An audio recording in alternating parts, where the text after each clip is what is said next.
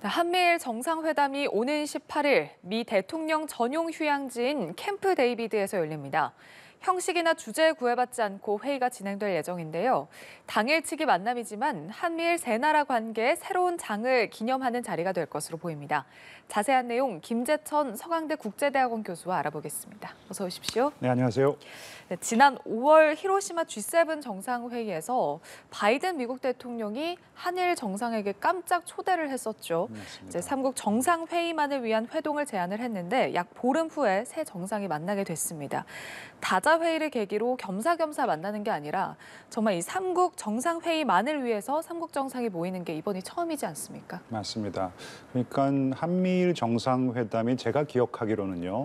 12번 개최된 것으로 알고 있어요. 근데 말씀하셨듯이 다자 외교의 장을 빌려서 그러니까 다자 외교의 장 사이드라인에서 한미일 정상회담이 개최가 됐었거든요. 예를 들어서 지금 말씀하신 일본 히로시마 G7이라는 다자 외교의 장, 그 사이드라인에서 한미일 정상회담이 개최가 됐습니다.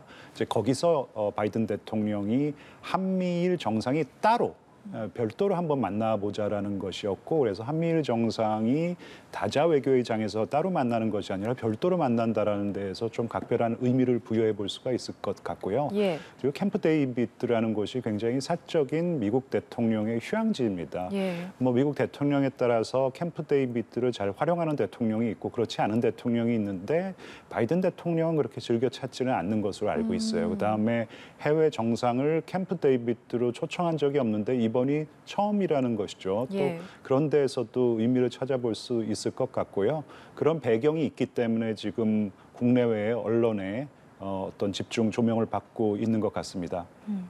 또 최근에 북한, 중국, 러시아 이 북중러가 결속을 다지는 밀착 행보를 이어가고 있는 상황에서 한국과 미국, 일본의 정상이 한 자리에 모인다. 이 점만으로도 좀 의미가 있어 보이는데요. 굉장히 큰 의미가 있죠. 사실 저에게는 지금 지난 북한의 열병식에서 러시아의 쇼이구 국방장관 그리고 중국의 리홍종 아마 전대위 상임위원회 부위원장이었을 겁니다. 김정은 위원장과 같은 자리에 앉아서 북중러 이 공조를 뭐 강조하는 어떤 그런 잔영이 지금 많이 남아 있는데 그런 좀 잔영을 지워내는 어떤 그런 상쇄적인 효과가 있을 것 같고요. 말씀드린 바와 같이 사적인 장소에서 지금 이러한 회의가 개최된다라는 거. 그러니까 북중러 공조는 어떻게 보면은 열병식이라는 굉장히 공식적이고 딱딱하고 군사적인 행사를 이용해서 그런 연대를 갖다가 자랑했단 말이에요. 하지만 이 한미일 이 삼국 정상은 굉장히 조금 편안한 자리에서 사적인 자리에서 비공식적이고 여유로운 자리에서 공조를 과시하는 어떤 그런 대비적인 효과도 있을 것이라고 생각합니다. 말씀하신 부분, 그러니까 장소도 좀 주목해서 봐야 할 것 같은 게, 자, 이 백악관이 아니라 캠프 데이비드 미국 대통령의 휴양지라고 언급을 해주셨습니다. 이 부분에서 아무래도 이번 이제 외교적 만남이 굉장히 좀 친근하고 또 친근감을 좀 높일 수 있는 그런 만남이 될 것으로 보이는데. 일단 미국 대통령이 주로 외국 정상에게 친근감을 표시할 때 이제 초청하는 그런 장소로 많이 이용이 되다 보니까 이번에도 이제 좀 역사적으로 좀 그런 이제 경향이 있어 왔기 때문에 그런 부분에서 좀 주목이 되지 않을까 싶은데 장소만 놓고 봤을 때도 굉장히 좀 특별한 의미가 있는 것 같습니다. 이게 사실 일반에게 그렇게 잘 알려지지 않은 아까도 말씀드렸듯이 대통령의 사적인 장소예요. 여의도의 한 6분의 1 정도 크기, 상당히 큰 규모의 이 휴양지인데 사실 외교사에서 좀 유명해진 것은 1978년 당시 미국 대통령인 지미 카터 대통령이 이집트의 안와르 사다트 대통령과 이스라엘의 메나헴 베긴 총리를 불러서 한 12일인가 비밀 회담을 갖습니다. 그리고 나서 이집트와 이스라엘과 이집트의 평화 협정을 도출하죠. 캠프 데이비드 협정으로 알려져 있고요. 그래서 일반인들에게 굉장히 유명해진 지역인데요. 2014년, 2015년서부터는 이곳에서 정상을 불러서 정상회담을 한다든지 외교 행사를 가진 적이 없어요. 그만큼 조금 사적인 장소로 이용하려고 하는 성향이 강한데 이번에 이제 이 양 정상을, 그러니까 한일 정상을 불러서 정상회담을 한다라는 것은 사실 뭐 어떤 공식적인 장소보다는 이 삼국의 정상이 굉장히 친밀하고 우애적인 관계가 있다라는 것을 좀 과시하려는 측면이 강해요. 사실 캠프 데이비드에 발을 디디는 순간부터 예. 이 친교의 행사가 그냥 이루어진다고 생각하면 될 것입니다. 뭐 예. 사격장이라든지 승마장, 그다음에 뭐 테니스장, 뭐 각종 이 레저 시설, 스포츠 시설이 있기 때문에 아마 친교를 위한 산책도 있을 것이고 가벼운 운동도 함께하는 어떤 그런 장면도 연출될 수 있을 것이라고 생각하거든요. 말씀드렸듯이 북중러가 굉장히 딱딱한 분위기에서 공조를 과시했다면은 한미일은 굉장히 좀 여유롭고 부드러운 분위기에서 공조를 과시하는 어떤 그런 외교의 장이 될 것 같습니다. 그러니까 장소 자체가 일단 격식에서 좀 벗어나서 뭐 삼국 정상 간의 어떤 친밀도를 높일 수 있는 좀 긴밀하면서도 좀 사적인 만남이 가능한 장소이다 보니까 회의 자체도 일단 형식이나 주제에 구애받지 않는 리트리트 형식이 될 것으로 지금 전해졌거든요. 이 부분은 어떻게 보시는지? 그 맞습니다. 이제 리트리트라는 것은 뭐 회의도 하지만 회의를 하면서도 조금 여유로운 분위기를 좀 즐기자. 그러니까 좀 공식적인 어떤 일상 루틴에서 벗어나서 조금 한적한 데서 좀 우위를 도모하자라는 그런 목적도 있는 것이거든요. 그래서 물론 중요한 현안들도 논의는 될 것입니다. 근데 이게 이제 하루 묵고 그런 일정이 아니고 하루 일정이에요. 실무급에서는 분명히 무슨 사전 조율이 있을 것이고 그다음에 정상회담도 있을 것이고 정상회담 후에는 뭐 캠프 데이비드 선언이라든지 정상 간 공동선언문도 도출해서 발표를 할 것 같지만은 무엇보다도 중요한 것은 이러한 분위기 속에서 삼국의 정상이 모여서 우애를 다지고 친밀감을 과시한다라는 것입니다. 예. 자, 그리고 제일 관심사가 과연 한미일 정상이 모여서 어떤 이야기를 나누느냐, 어떤 의제가 논의 테이블에 오르느냐가 가장 큰 관심사일 텐데 말씀하신 것처럼 당일치기이기 때문에 과연 뭐 지금까지 알려진 의제들이 얼마나 구체적으로 구체화될지는 좀 미지수입니다만 어떻게 전망하시는지요? 글쎄 뭐 한미일 삼국 정상 정상들의 속내가 조금씩은 다 다를 수 있을 것이라고 생각합니다. 윤석열 대통령 입장에서는 역시 무엇보다도 대북 확장 억제 강화, 워싱턴 선언 그리고 그 후속 조치로 NCG라고 그러죠. 핵 협의 그룹이 발족이 됐고 지금 뭐 활발한 논의가 진행되고 있지만 어떻게 하면은 훨씬 더 이 한미 사이의 확장 억제 강화를 제도화할 것인지가 윤 대통령의 초미의 관심사일 수 있을 것 같고요. 미국 입장에서는 지금 한미일 공조가 북한 핵 미사일 위협뿐만 아니라 중국의 위협에 대비한 어떤 그런 공조 체제로 협의체로 활용하고 싶은 마음이 있을 것이에요. 그래서 그런 어떤 문제 의식을 가지고 회의에 임할 수가 있을 것이고 이 기시다 총리 같은 경우에는 사실 발등의 불이라고 할 수 있는 후쿠시마 오염수 방류 문제에 대해서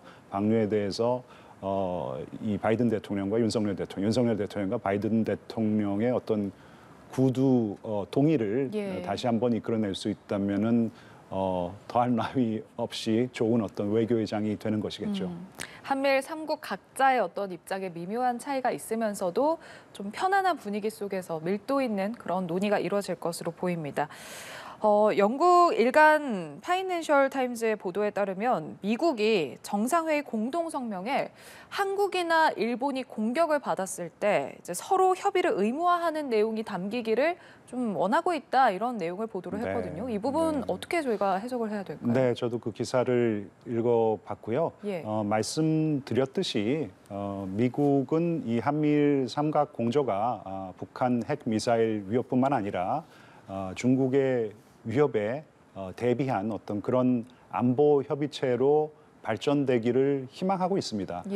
미국 일각에서는 어떤 전문가들은 한미일 공조가 미국의 유럽 동맹이죠. 나토 동맹과 같은 그런 동북아의 동맹으로 발전됐으면 좋겠다라는 생각을 숨기지 않고 있는 전문가들도 있어요. 근데 아직까지 이 한국과 일본 물론 이 관계가 복원될 수 있는 추동력을 많이 확보한 상황이지만 사실 동맹으로 나아가기에는 넘어야 할 산이 아직 굉장히 많거든요. 뭐 역사 문제도 있고 해서요. 사실 그런 부분을 미국도 잘 이해하고 있습니다. 그래서 예. 당장 동맹으로 발전시키기는 어렵다라는 생각을 가지고 있고 그 기사의 문구를 보면은 뭐 한국이나 일본이 공격을 받았었을 때 협의를 의무화한다고 돼 있어요. 근데 예. 만약에 공격을 받았었을 때 가서 싸워준다. 그러니까 방어를 뭐 의무화한다 그러면 실제로 동맹 관계로 가는 것인데 그건 또 아니거든요.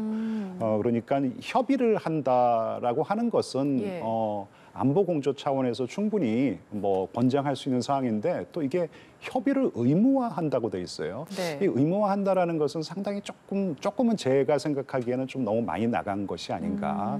그래서 제 개인적인 생각으로는요, 이런 문구가 공동선언문에 담길 것 같지는 않고요. 예. 미국 측에서 누가 한번 이렇게 좀 띄워본 것 같고요. 사실 기자들이 이 파이낸셜 타임즈의 기사를 접해보고 미국 국방부 그다음에 미국 백악관의 안보실의 관계자에게 문의를 했습니다. 예. 그쪽에서는 어떤 식으로 반응을 했냐면은요. 한미일 안보 공조가 영내의 안정과 평화를 위한 것이다. 뭐 이렇게 아주 그냥 원론적인 차원에서 답을 했기 때문에 예. 제 생각에는 그런 문구는 조금 아직 한국도 그렇고 일본도 그렇고 국내 정치적인 파장을 초래할 수 있는 것이기 때문에 미국이 그런 것을 감안한다면은 그런 문구가 과연 실릴 수 있을까 저는 약간 의구심이 있습니다. 예, 이번 회담에서 구체적으로 얘기가 전개가 될지는 좀 지켜봐야 할 것 같습니다. 네.